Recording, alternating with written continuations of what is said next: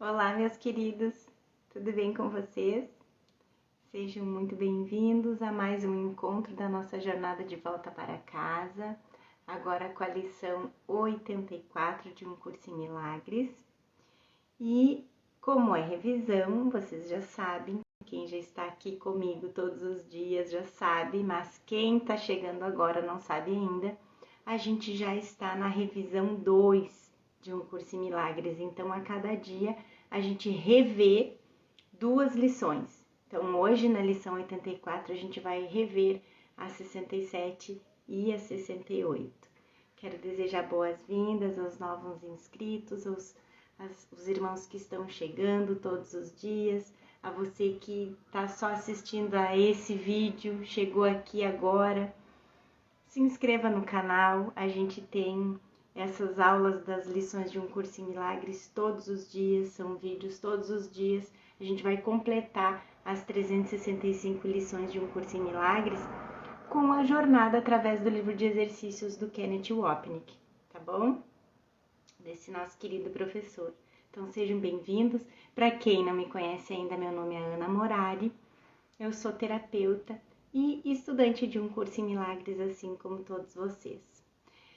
Eu queria primeiro, antes de ir para a nossa lição, comentar uma pergunta de um colega nosso aqui no canal, que perguntou se então o Jesus bíblico seria um Jesus que estaria reforçando o sistema de pensamento do ego. E na verdade, realmente é, porque a gente tem assim muitos anos, né? São 2000 quando foi feita a Bíblia, Jesus já tinha passado por aqui, teve muitas interpretações equivocadas, inclusive dos próprios alunos deles, né, dos seguidores dele, e eram pessoas que realmente estavam ainda totalmente imersos no sistema de pensamento do ego, né? Então,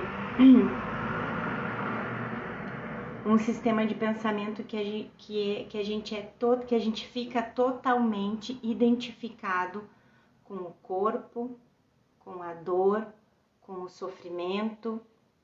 Então a gente acredita em coisas muito equivocadas.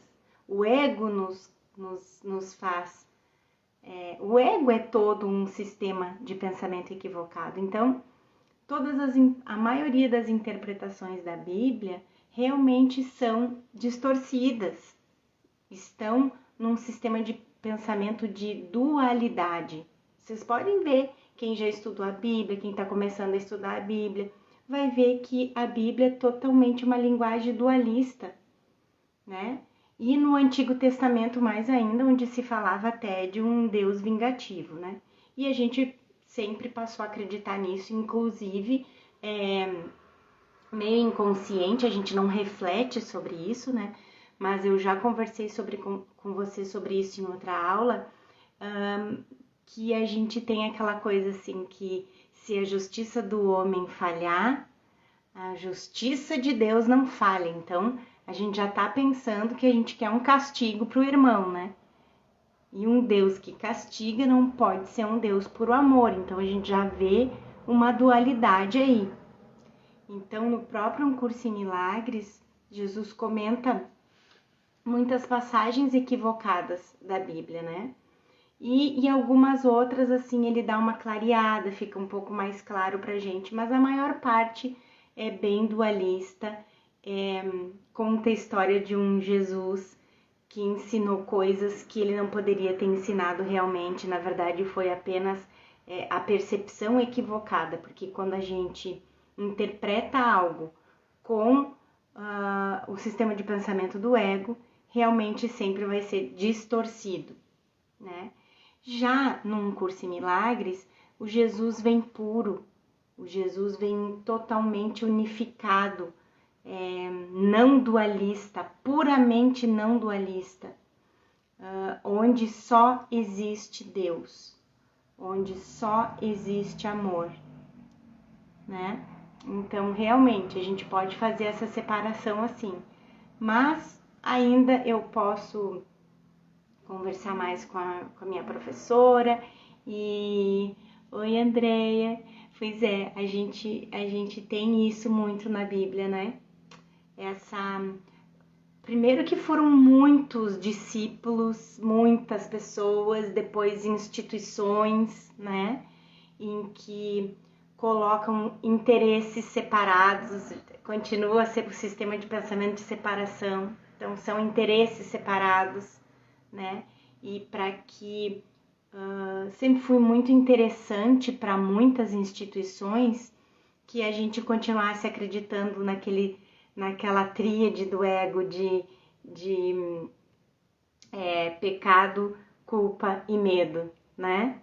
Então, a gente vê bem claramente, o estudante de um curso em milagres pode ver isso bem claramente, de que é totalmente dual quase tudo que está na Bíblia.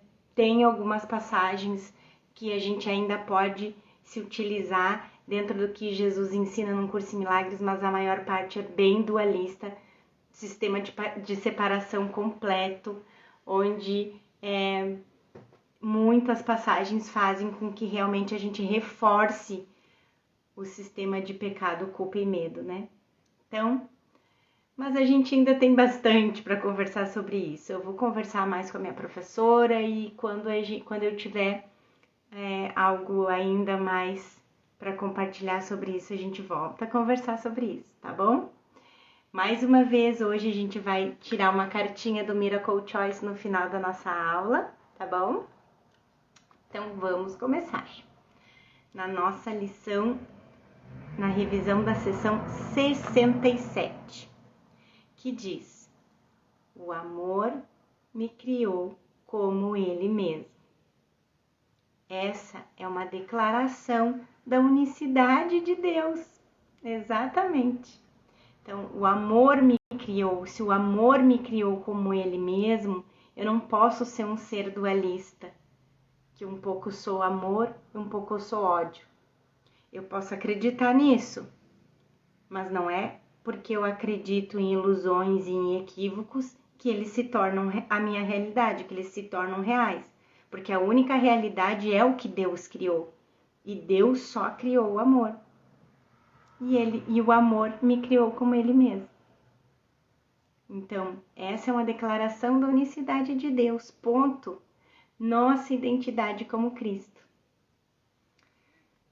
Eu sou como meu Criador. Isso foi tirado do verso bíblico, olha só. Já tá entrando na Bíblia aí, viu? Como foi bom a gente conversar sobre isso hoje. Isso foi retirado do verso bíblico que diz que o homem foi feito à imagem e semelhança de Deus. E aí vamos colocar um parêntese aí. O que a linguagem da Bíblia distorceu a ponto que a humanidade começou a acreditar que, na verdade, Deus é a nossa imagem e semelhança? Porque a gente começou a acreditar num Deus barbudo lá no céu, de um Deus raivoso, de um Deus que pune. Não é verdade? De um Deus que pune, de um Deus vingativo, né? E de um Deus que tem forma. Que a gente precisa enxergar uma forma, parece que é um pai, né? Um corpo. Então, para ver como a Bíblia só ajudou que a gente distorcesse ainda mais todo o sistema de distorcesse a nossa realidade como Cristo. Ponto, mais uma vez. Então, Jesus usa essa ideia, mas fala de um Criador totalmente diferente num curso em milagres. Eu fui feito à imagem e semelhança da minha fonte. Eu sou feito à imagem e semelhança da minha fonte. Porque Deus é puro espírito, assim como eu. Ele é sem forma, eterno e indiviso, assim como eu. Portanto, eu não posso sofrer. Eu não posso experimentar nenhuma perda, E eu não posso morrer. Eu não sou um corpo. Eu quero reconhecer a minha realidade hoje. Não adorarei ídolos, nem erguerei o meu próprio autoconceito para substituir o meu ser. Claramente, Jesus não espera que nós vivamos a partir dessa verdade. Ainda não. Mais uma vez, como a gente estava falando ontem, lembra da nossa transição? É aquela coisa assim, falam muito nos programas de autoconhecimento, autodesenvolvimento, mas realmente a gente pode até se utilizar dessa analogia aqui, né? Que quando a gente está começando um processo qualquer que seja, principalmente um processo de reversão de sistema de pensamento, a gente tem que ser mais amoroso com a gente e a gente tem que entender que a gente não precisa enxergar a escada toda. É um degrau por vez. Se a gente enxergasse a escada toda, a gente nem começaria. Porque eu acho que a gente teria pânico. Eu até estava conversando com a minha mãe outro dia, ela disse assim, quando tu pensou em começar a fazer as aulas aqui, todos os dias, né, fazer essa live, uma aula por dia, tu imaginava tudo isso que tu ia ter que aprender para poder subir esse vídeo pro YouTube e editar e não sei o que? Tu sabia tudo isso? Tu sabia que tu ia ter que fazer tudo isso aí? E eu disse, eu não tinha ideia. Eu fui fazendo, a necessidade foi surgindo, eu fui atrás para aprender, tanto no Google quanto no YouTube, em tutoriais de tudo, inclusive de edição de vídeos. Eu achava até que o meu computador, coitado, não ia nem aguentar baixar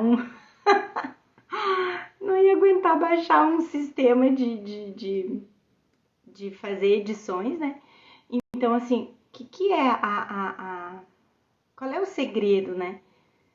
Se eu soubesse antes de tudo que envolveria eu disponibilizar para vocês todo santo dia, 365 dias no ano, sem sábado, sem domingo, sem feriado, eu não sei se eu começaria. Mas eu só enxerguei o primeiro degrau e o primeiro degrau eu estava apta a fazer. Aí, depois eu enxerguei o segundo degrau. Oh, ok, eu consigo.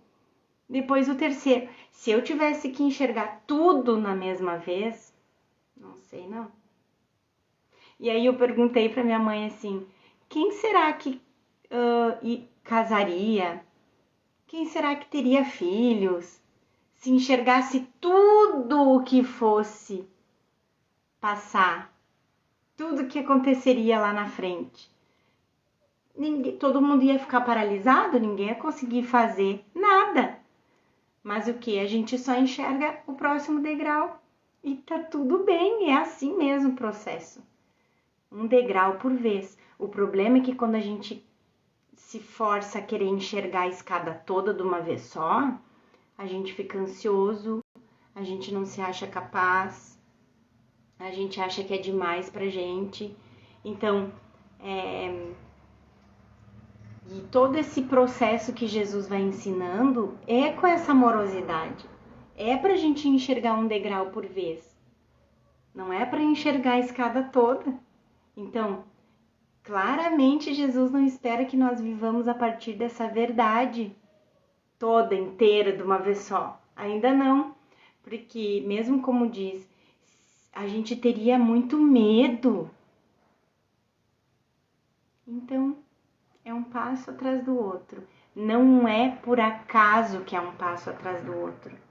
Jesus sabe que a gente precisa ir com calma. Porque senão a gente vai se assustar e a gente vai correr. A gente vai querer voltar. Então é assim mesmo. Ele nos disse que, olha só, ele nos disse apenas 2 lições atrás que não estamos no ponto no qual poderíamos entender o perdão. sem falar no que está além dele. Esse, então, é outro dos discursos de incentivo de Jesus, no qual ele nos diz que realmente temos o potencial, em qualquer momento determinado, de escolher essa verdade para nós mesmos.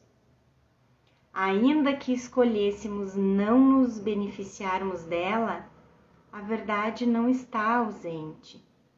Mesmo que a gente ainda não esteja pronto para enxergar a escada toda, ela tá lá, esperando a gente subir degrauzinho por degrauzinho.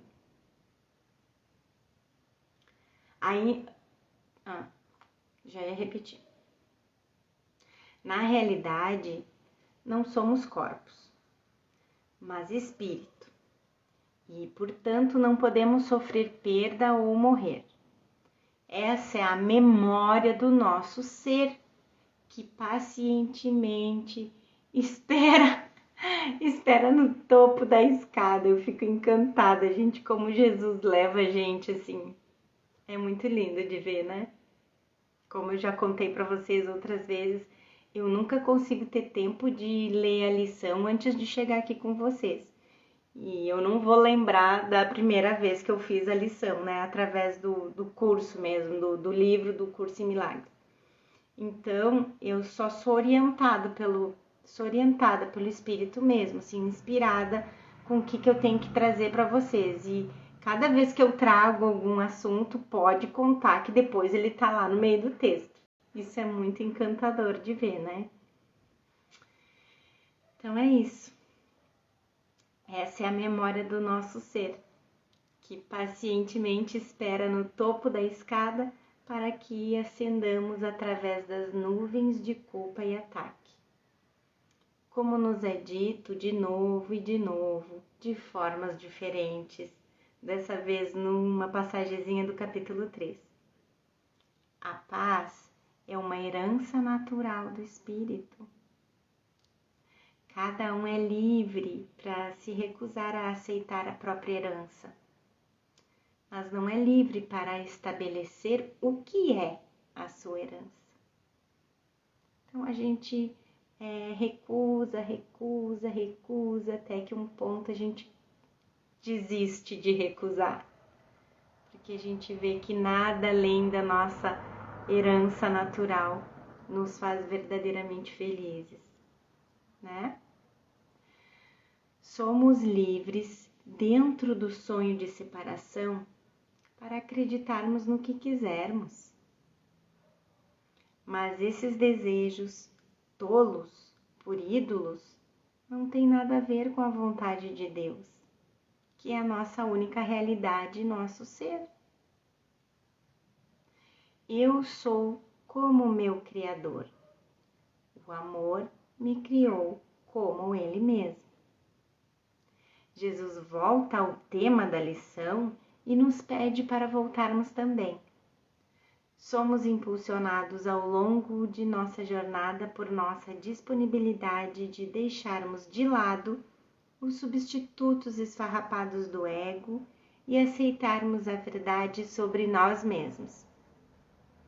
Fomos criados à imagem e semelhança do nosso Criador e fonte, o próprio amor. Isso é reiterado na aplicação específica agora da lição, que Jesus pede para que a gente pratique. Que eu não veja nisso uma ilusão de mim mesmo. Ao olhar para isso, que eu me lembre do meu Criador. Meu Criador não criou isso como eu o vejo. O isso é qualquer situação que nos faça acreditar que somos corpos vulneráveis, reforçando a crença em que não somos o ser glorioso de espírito que Deus criou.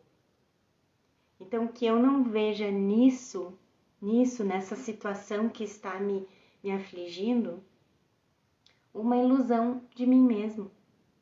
Ao olhar para essa situação, que eu me lembre do meu Criador. E o meu Criador não criou essa situação, não criou esse medo, não criou esse conflito. Meu Criador não criou isso como eu estou vendo. Mais uma vez, eu estou vendo com os olhos do ego. O ponto de Jesus aqui é o de que se nós virmos a nós mesmos como feridos ou exilados por qualquer coisa, é porque escolhemos ver isso dessa maneira. A gente escolheu ver. Tudo que a gente vê, lembra? Tudo que a gente vê, a gente pediu para ver. Nada tem o poder de nos fazer sentir bem ou mal, além da escolha da mente pelo ego, feita porque nós o valorizamos acima do ser não dualista criado por Deus.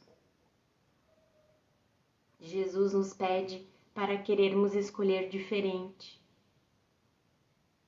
Ele nos pede para que a gente queira escolher diferente, para vermos cada evento em nosso dia como uma oportunidade de nos lembrarmos do nosso Criador.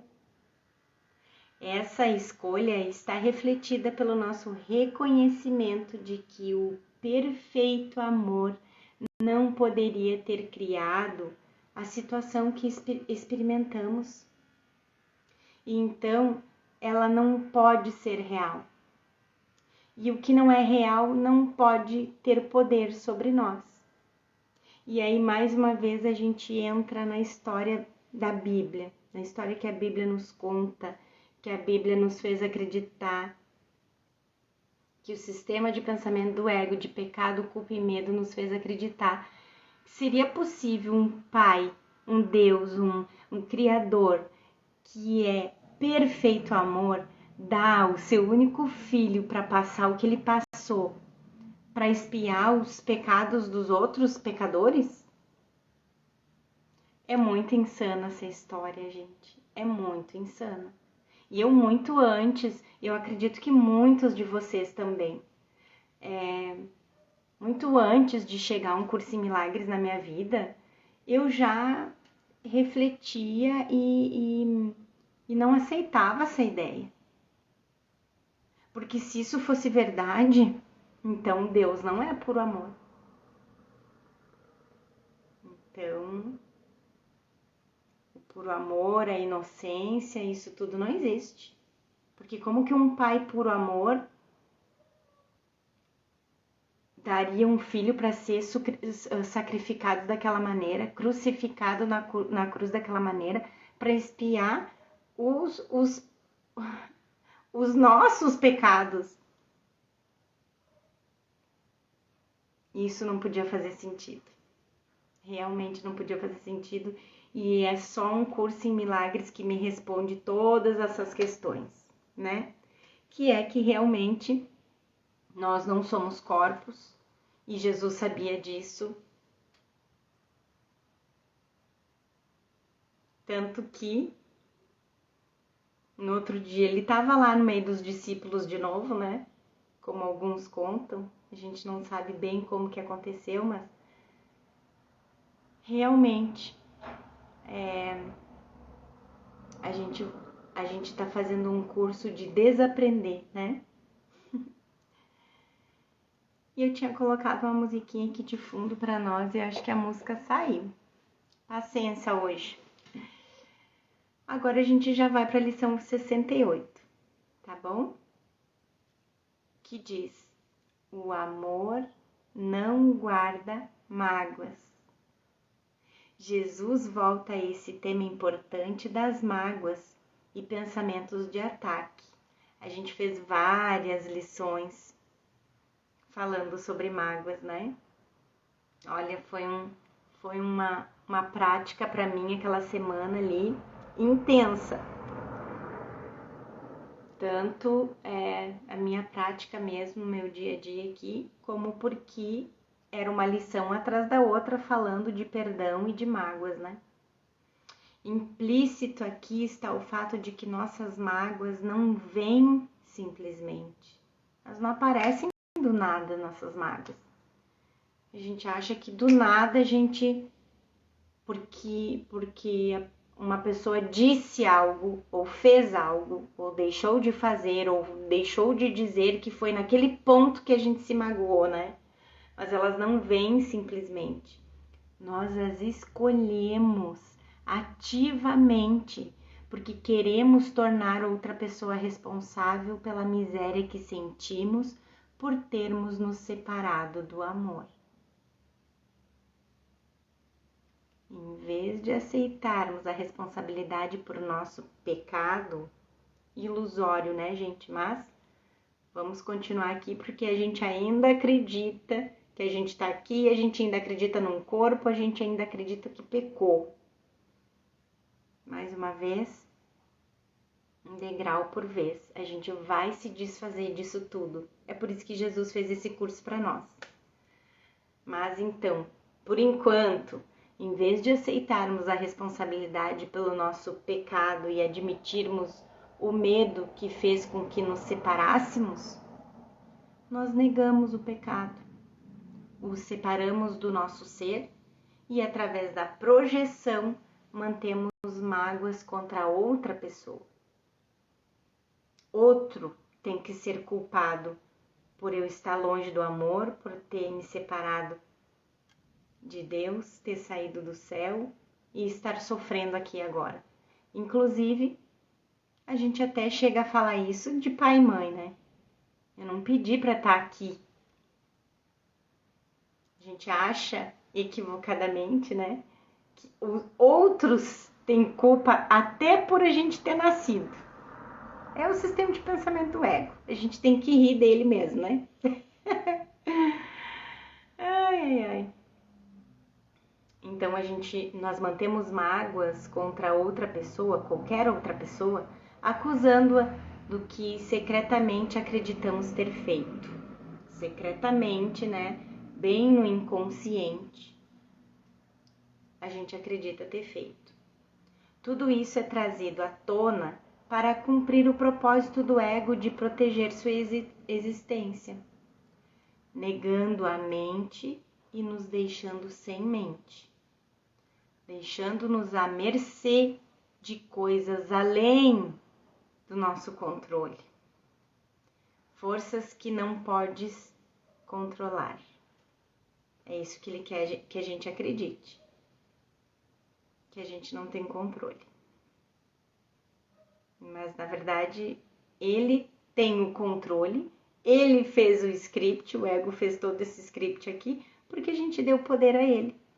No momento que a gente retirar esse poder, a gente vai estar de novo na mente. Mágoas são completamente alheias ao amor. Mágoas atacam o amor e mantêm a sua luz obscura. Se eu guardo mágoas, estou atacando o amor, portanto, atacando o meu ser, o meu verdadeiro ser. Assim, o meu ser vem a ser alheio a mim. Eu não sei mais quem eu sou. É isso aí. Esse é o propósito das mágoas. Eu quero que o meu ser seja alheio a mim, porque não existe individualidade em Cristo. E então, as mágoas representam a culminação da estratégia do ego de manter a memória de quem eu sou oculta de mim. Minha decisão pela individualidade, minha culpa em relação a essa decisão pelo especialismo, minhas projeções de ataque, tudo constitui as linhas de defesa do ego, que mantém essa memória de amor distante. É por isso que eventos externos não podem ser vistos como se estivessem obscurecendo a luz do meu ser. No entanto, isso não me impede de exclamar a Jesus: é claro que eu não posso pensar em coisas santas ou me lembrar de Deus e de Cristo. Veja o que aconteceu comigo hoje. E a gente se coloca mais uma vez em uma situação de vítima, né? Olha o que aconteceu isso comigo hoje. Eu não consigo pensar e lembrar de coisas santas e pensar e lembrar de Jesus e do Espírito Santo. Veja o que essa pessoa terrível me disse. Olhe para a devastação que acabou de acontecer. Veja, veja, veja. Gente, isso tudo é comentários do Kenneth, tá? Ele tá nos trazendo isso tudo do nosso inconsciente, porque é tudo que a gente acredita, só que tá inconsciente.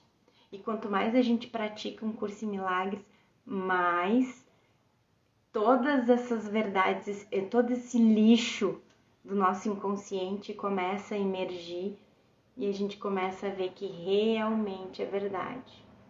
E como a gente projeta tudo da mente aqui, a gente pode ver nos nossos relacionamentos. Não é verdade? Qual é a primeira coisa que a gente quer quando a gente começa a crescer um pouco, a se desenvolver um pouco? A primeira coisa que a gente quer é ir embora de casa. A gente que sabe o que é melhor pra gente. Pai e mãe não sabem de nada. Não é assim? É projeção do que a gente acredita lá na mente. Exatamente assim. E olha que eu fui uma jovenzinha rebelde, hein? E isso tudo agora tá vindo tudo muito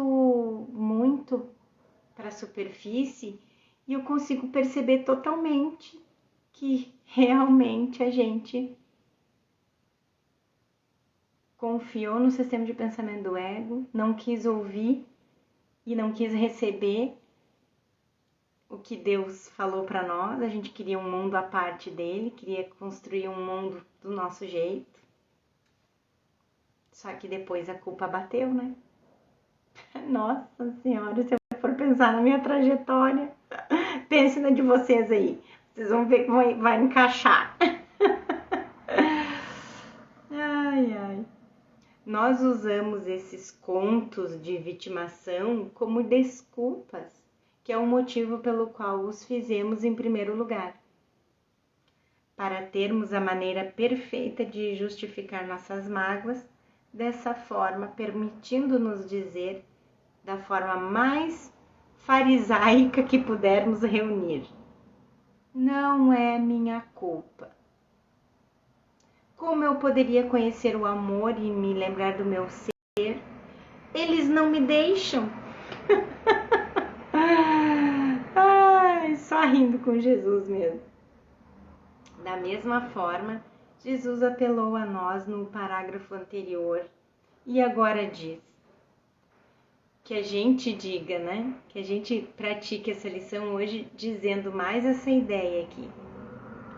Estou determinado a não atacar o meu ser hoje, para que eu possa lembrar quem sou. E intrínseco a isso está o perdão, o não manter mágoas. Percebendo o que estamos fazendo e vendo o tremendo custo de nos agarrarmos a nossas mágoas, nós fortalecemos a determinação de não atacar o ser que une os fragmentos aparentemente separados da filiação. Viu só? A gente estando consciente, a gente vigiando nossos pensamentos, ficando consciente de que o ego, só o ego pode estar nos orientando a guardar mágoas, a gente fica acordado, fortalecendo a determinação de não atacar o nosso verdadeiro ser, porque esse ser, ele que está nos unindo, esses fragmentos que estão aparentemente separados do ser que somos nós. Nós queremos agora nos lembrar desse ser e não nutrimos mais o propósito ao qual nossas mágoas serviam. que as mágoas só servem para confirmar uma separação que nunca aconteceu. Essas aplicações específicas são o que vai nos levar para casa, para nosso ser. Nosso ser, aquele com S maiúsculo, que está lá no topo da escada esperando a gente, lembra? Anteriormente aqui na lição. Mais algumas reflexões e a prática que Jesus pede para a gente fazer nessa lição é: isso não é justificativa para negar o meu ser.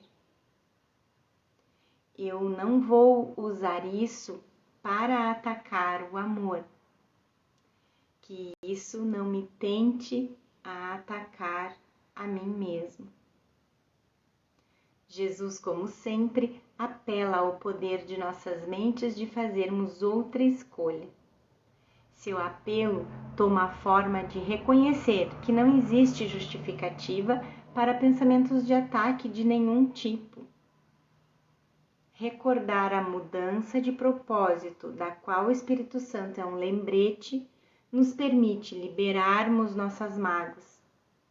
Portanto, o amor subjacente acende a nossa consciência e nos traz paz.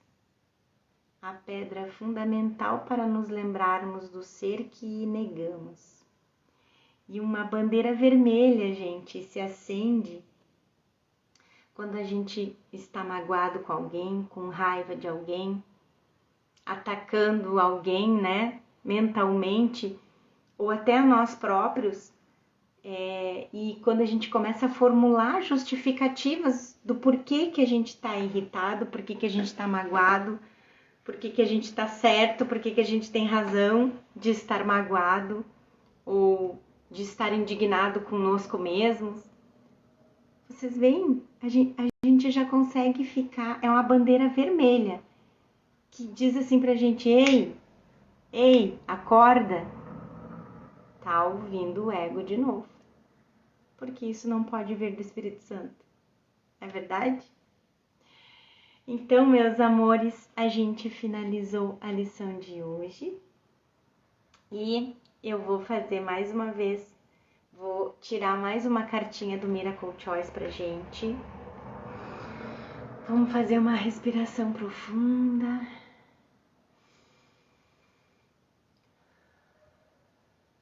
Pedir que o Espírito Santo envie uma mensagem hoje para todos nós, para todos que vão ver essa lição hoje ou futuramente, lembrando que não existe tempo e espaço e que somos uma somente, há um só ser com S maiúsculo esperando nós lá no topo da escada. Então, que ele envie para nós a mensagem que a gente precisa ouvir hoje. Vamos lá, vamos tirar o dadinho. 5. Vamos ver o que vai sair pra gente hoje aqui.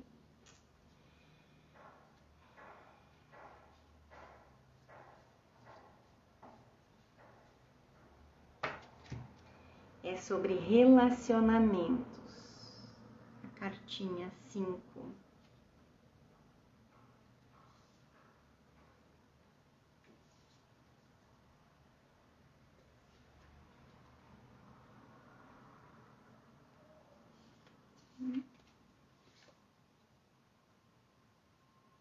Olha só. Quando você... Isso aqui é o que a gente pensa com o sistema de... A primeira frase é o que a gente pensa com o sistema de pensamento do Espírito Santo, que diz: quando você não está na minha vida, me sinto infeliz.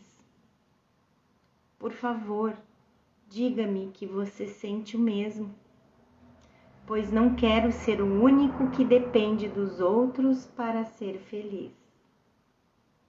Totalmente alinhado com o sistema de pensamento do ego, que é o que a gente está acostumado a pensar. Fazendo a reversão do nosso sistema de pensamento, trocando o sistema de pensamento, trocando o professor. olha o que a gente pode passar a pensar, escolhendo de novo. Escolha do milagre. Escolho fazer com que minha felicidade dependa da minha conexão interna com o amor. Ai, que lindo! Ainda teve a ver com parte da nossa lição hoje, falando, né, dessa conexão interna com o amor, que é o que a gente é, que é a nossa verdadeira herança, nossa herança natural, como filhos de Deus, como Cristo. Meus queridos, gratidão mais uma vez por estarem aqui comigo. Peço que vocês compartilhem esse vídeo, chamem mais pessoas que vocês sabem que gosta desse tema, né? Para que esse canal chegue cada vez mais, chegue em cada vez mais pessoas, em cada vez mais irmãos, para que a gente una toda essa filiação no caminho de volta para casa. Um beijão, fiquem com Deus e a gente se vê amanhã. Tchau!